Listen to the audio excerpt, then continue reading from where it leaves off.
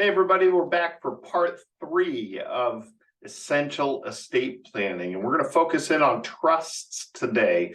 Part 4, we'll wrap it up with larger estates and then summarizing it at the end as well. So stay tuned for part 4 after this.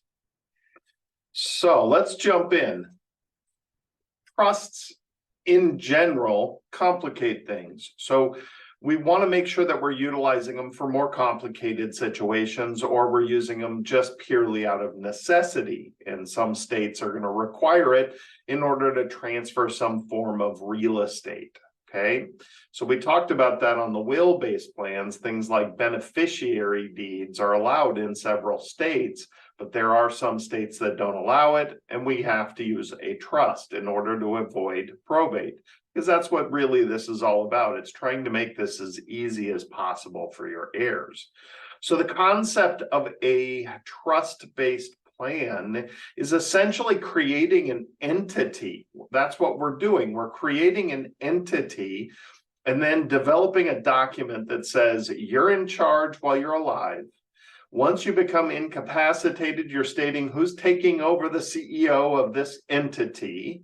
And then you're providing them the rules and guidelines and your wishes as to how to handle things. And so the trust is that living, breathing document that says what happens while you're alive and well, what happens when you're incapacitated, and what happens after you pass away. And the concept of a trust is basically just opening an entity that you're going to shove all your assets into. And that entity can't die, therefore there's no need for any form of probate. So let's jump in and see how property transfers when you have a trust.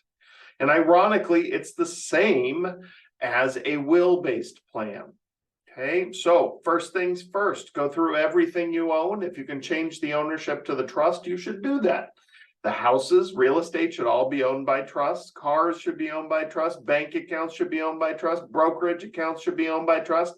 The only things that can't be owned by trusts are your IRA and Roth accounts. Okay, everything else can be owned by your trust. The next part, beneficiaries. Double up on this. Make the trust the owner, make the beneficiary the trust. Unfortunately, we're living in a world that today where employees are getting less smart and less understanding of what they're in charge of. So we want to create some redundancies. If your account paperwork allows it, put beneficiaries, TODs, transfer on death, or POD, payable on death, to the trust. The whole idea of having a trust is to shove all your net worth into that trust, and then the trust dictates how it's spread out from there. Okay, so no probate if it's owned by the trust or the beneficiary is the trust. Then comes your trust. Well, if you did all this right, then all your net worth goes straight to that trust, and whoever's in charge of your trust doesn't need to worry about probate, and they can hand out all the money the way it is, or assets the way they are. And then last but not least, there's the gifting. Stay away from it. Be careful with it. If it's uneven, if it's unfair, and I'm going to use air quotes on that because what some people feel is unfair, other people's might not. So we got to be careful about our late life gifting, especially if it contradicts our wishes on everything above here. Okay. So documents needed, the living trust, the document that says what to do. Okay. The document that runs the entity. All right. So what happens while you're alive and well, what happens when you become mentally incapacitated, what happens after you passing, that is the essence of this document. Okay, next, we need to have a will. And the weird thing is, this will, the only reason this will is in your trust. Some trusts call it a pour over will. Some trusts call it just the last will and testament. The only reason this exists when you have a trust is if you end up in probate. Well, I have a trust. Why would I end up in probate? Well, because you didn't change the title, the owner of something, you didn't fix your beneficiaries, you've got to make sure that you fund your trust. And that means everything that can be owned by the trust should be owned by the trust. Everything that has a beneficiary should be beneficiary to the trust. And I'm going to make a couple of exceptions coming up here as well on that. So, document needed. You do need a pour-over will. And I have to admit, I've seen as many people with a trust-based plan go into probate as a will-based plan. Statistically, I saw somewhere around 33% of people with a trust go into probate after they pass, because you don't fund your trust. The lawyer can't go to the bank and change your bank account to a trust account. They can't put beneficiaries on your accounts. They're not allowed to make changes like that. Only you can. So you've got to go there and make sure that all of your stuff is cleaned up, because if you miss one account, your heirs will end up in probate, and that's what this will is for. It just basically says whatever I forgot to put in the trust is supposed to be in the trust. That's all it is. It's a very simplified, easy probate, but it's still a pain in the butt. Then the rest of the documents are the same as the will-based plan. So your living will, that's pull the plug, don't pull the plug, feeding tubes, comfort care, all that kind of stuff. You've got your mental and medical health care power of attorneys, and you've got your financial power of attorney.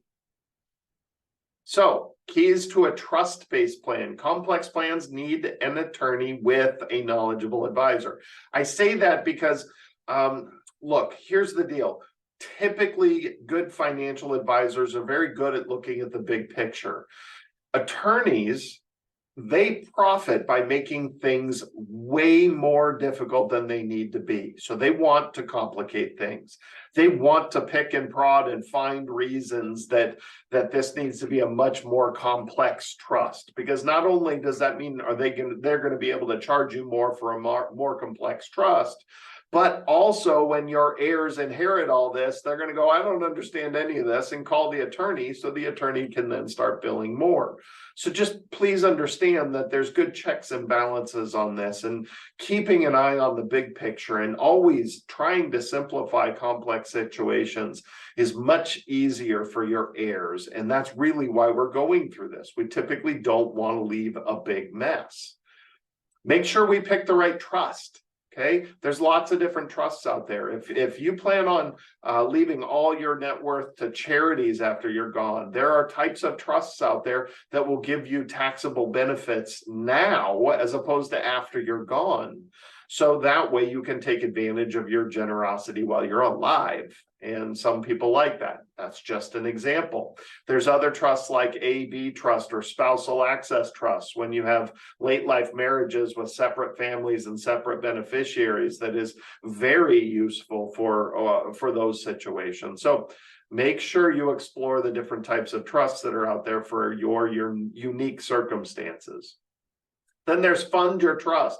This is all in caps because, boy, is this the biggest part of this, because you forget one thing and you end up in probate, and really you paid all that money for a trust and your heirs still have a mess to clean up. So please go through all of your bank accounts, go through all of your investment accounts, go through all your real estate, automobiles, insurance policies, everything. Okay, if you get a trust, everything's got to be owned by the trust that can be, and then become a little more redundant and make the beneficiary the trust. It helps it clean up all those messes. And here's the exception. Do not fund your IRA or Roth money through the trust, meaning nobody's going to let you make the trust the owner of an IRA or a Roth account, because you will lose that tax status at the IRS level.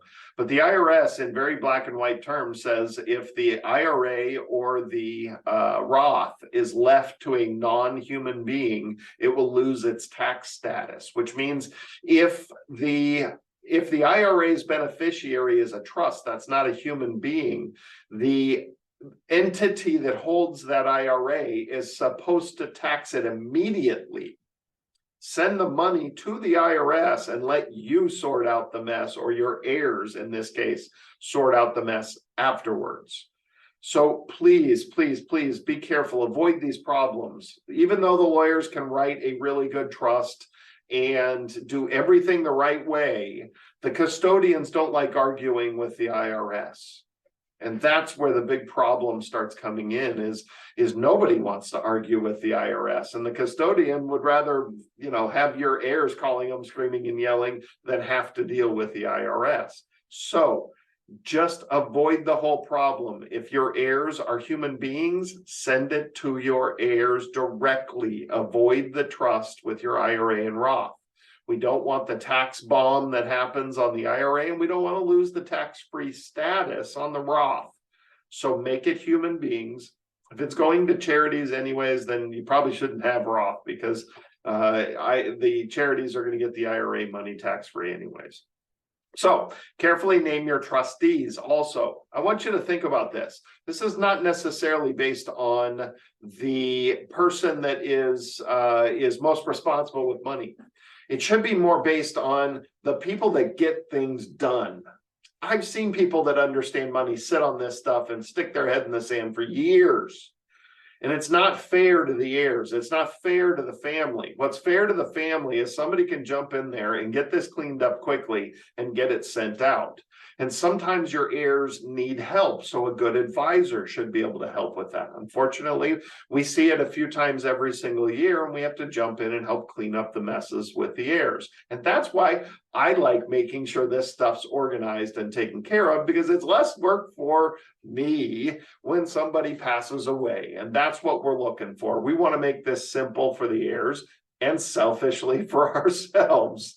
So that's why we pay attention to stuff like this. And all these states that are above me here, these are all states that allow beneficiary deeds, which means we theoretically could use a will-based plan as long as everything else is simple.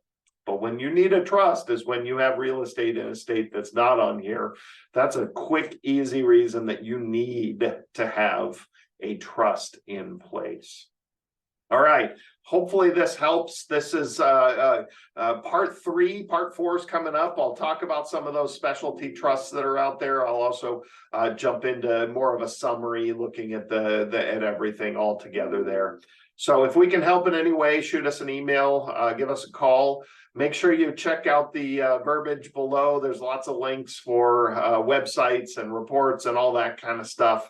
Like the video, share the videos, and if you haven't subscribed, jump on and subscribe. We're rocketing to over 1,000 here someday soon. So trying to get past that 1,000 mark, and then we'll keep growing it from there, and I'll keep putting these videos in.